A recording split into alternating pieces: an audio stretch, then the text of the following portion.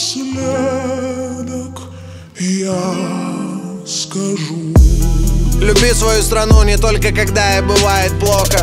И будь сопричастен всегда, не делай вид, что тебе похуй. Заработал, умей поделиться, ведь ты помнишь на столе хлебные крохи. И в городской суматохе помни, именно ты герой этой эпохи. Хаешь тех, кто берет взятки сам, превысив, кормишь гайца сам. Прячешься под балаклаву, чтобы было не видно лица. Это детсад, если что, хвататься за 9 граммов свинца. И в 30 дров наломав, с улыбкой младенца все отрицать. Пора бы уже начать что-то делать, а не тупо пиздеть в интернете. Это не предвыборный лозунг и крепкое слово не ради поднять себе рейтинг. Фу, тебя слушают дети. Ваши дети в инстаграме похлеще умеют, поверьте. Отложите на час свое эго, уделите внимание и просто проверьте. Каждый живет как умеет, но совесть еще не закопана в землю.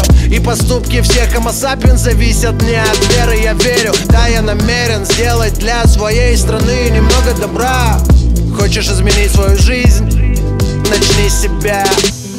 А напоследок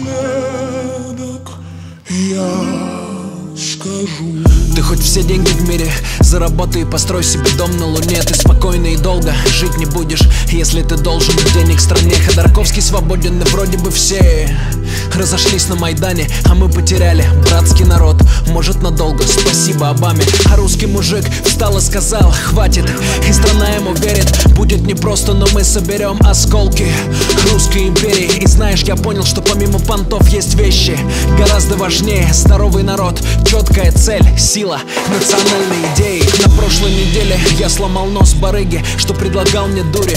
Он написал на меня заявление, ему его обратно вернули. Ты скажешь: коррупция, Тимати быдло. Я вернулся и отбил ему почки. Меньше наркоманов в моем городе, спокойней будет жить моей дочке. Потенциальный праведник утром в зеркале видит, насколько он грешен. И я отличаюсь от обычных людей только тем, что немного успешен. Ты завидуешь зря, полюби меня и прими как ближнего. Все эти деньги не значат ничего перед ликом Всевышнего.